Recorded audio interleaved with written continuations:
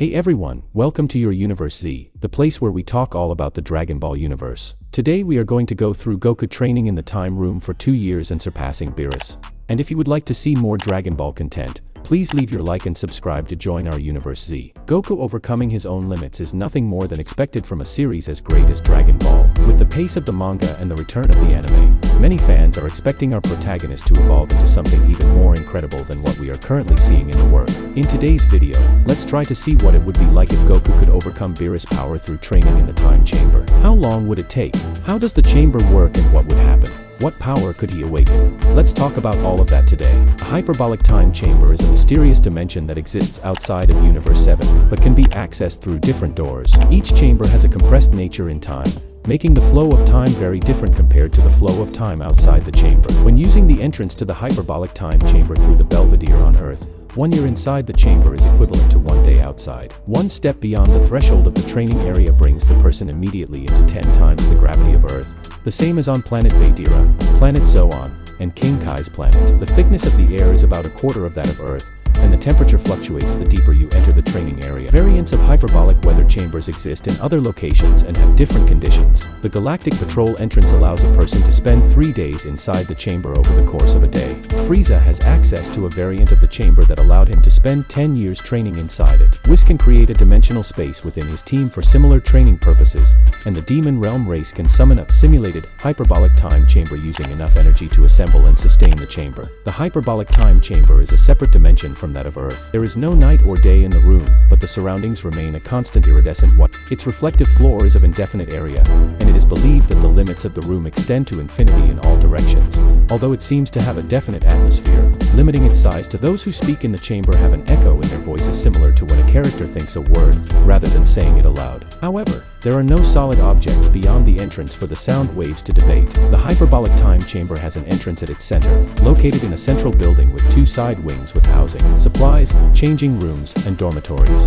There are 2 giant emerald sand hourglasses adorning the sides of the building that count 1 year inside the chamber.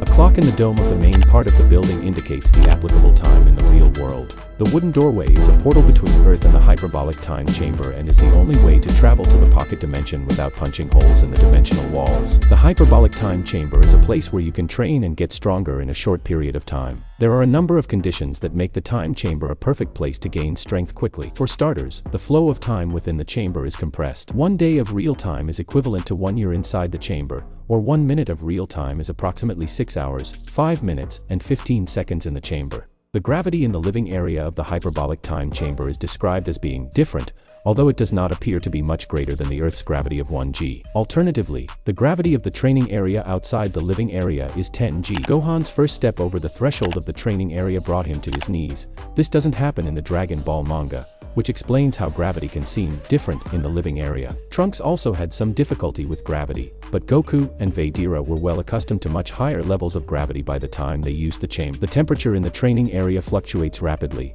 ranging from -40 degrees Celsius -40 degrees Fahrenheit to 50 degrees Celsius 122 degrees Fahrenheit. The air pressure is a quarter of that on Earth. In the anime, the air is said to get thinner the deeper it goes into the chamber. Goku explains to Gohan during his visit to the chamber that the air gets thinner and thinner in the recesses beyond the square, which can be threatening since the hyperbolic time chamber has no apparent boundaries. The abnormal and inconsistent air pressure makes breathing difficult. The seemingly endless white void can have a potentially maddening effect on a person's mind. The time dilation combined with the hostile environment essentially allows someone entering the hyperbolic time chamber to get a year's worth of intense training in a single day. Goku has stated that even simply doing nothing in the chamber still takes a huge toll on the body. The only major drawback is that a person's aging process will correspond to the compressed time stream inside the chamber, rather than real-world time. This means that when someone leaves the time chamber after a whole year of training, he will be a year older and will have lost a whole year of his life in just a single day. Chamber can only be used for 2 days, or 2 years, by anyone, which means that a person can only enter the chamber twice in his life, assuming he stays the whole year both times. Staying in the chamber for 2 days in a row counts as 2 uses. If anyone tries to use the chamber beyond the 48-hour limit, they will not be allowed to leave, leaving them stuck in nothingness and not allowing anyone else to use the outer door.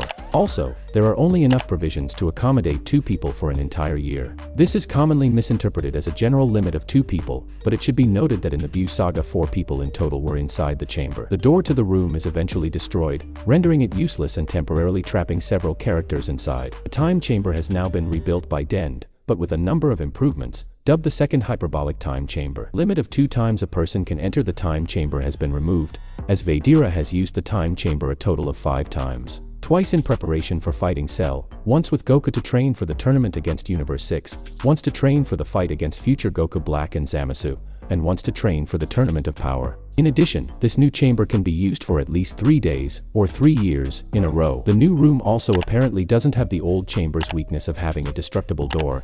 As Goku states, no matter how far we take things here, we don't have to worry about destroying anything. This means that people training inside the chamber can leave without having to worry about destroying their only exit. However, the rebuilt time chamber is also shown to be capable of being destroyed if you train hard enough, as Vegeta ends up destroying it twice in the anime. After Vegeta destroyed it after his training to face Goku Black and Zamasu from the future, Mr. Popo created a rule that Vegeta would be banned from using the hyperbolic time chamber if it was destroyed again, when he was allowed to use the chamber after it was rebuilt again just before the Tournament of Power. Humorously, Vegeta ended up destroying it despite the warning, but after all, if Goku trained for 2 years in the chamber, could he defeat Beerus? Well, according to calculations, 2 years inside the chamber equals 2 days in the real world. That said, it would be enough time for him to get stronger. That is if he was training for something very specific, like a new power or transformation. Beerus is easily capable of destroying planets. He once hit his nail and half the planet was completely obliterated. He also destroyed a planet completely by letting a tiny bit of energy fall from his finger onto its surface. It is stated by Supreme Kais that Beerus has enough power to destroy the entire universe if he was provoked enough,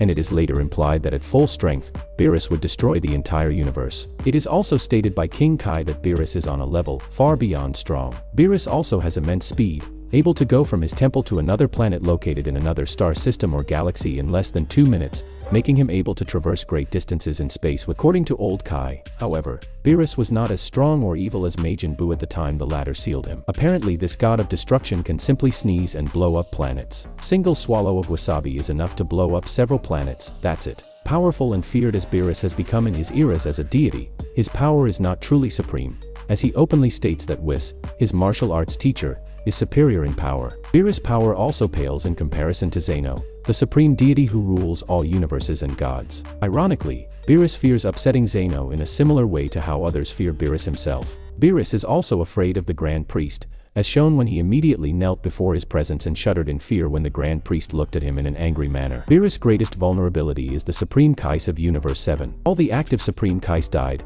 then Beerus would also die due to it. He therefore tries to ensure that no harm comes to Shin, the only active Supreme KO of his universe, in any way possible as part of his duties. That said, in order for Goku to surpass him in 2 years, or 2 days in the real world, he would need not only time to get stronger, but also an absurd dedication to a new kind of training. Considering the pace of things, it would be interesting to see Whis playing the role of master now, because once Vegeta is closer to a god of destruction in his new transformations and abilities, Goku would be expected to be the counterpoint to that and become an angel, or gain a form that would allow him to become as powerful as Whis. That way, he would not only gain new powers, but also come out of it with a power far superior to Beerus and also, perhaps, surpassing even Whis' own capabilities. That's pretty much his face, isn't it? But what about you? Would you like to see Goku surpassing Beerus in the future? Leave your opinion in the comments. That's it. I really hope you enjoyed the video. If you have any suggestions for videos, don't forget to comment here below, because I'll be reading all of them as I always do. Also, don't forget to leave a like if you enjoyed the video and be sure to subscribe and ring the bell so you don't miss out on any content from your Universe Z.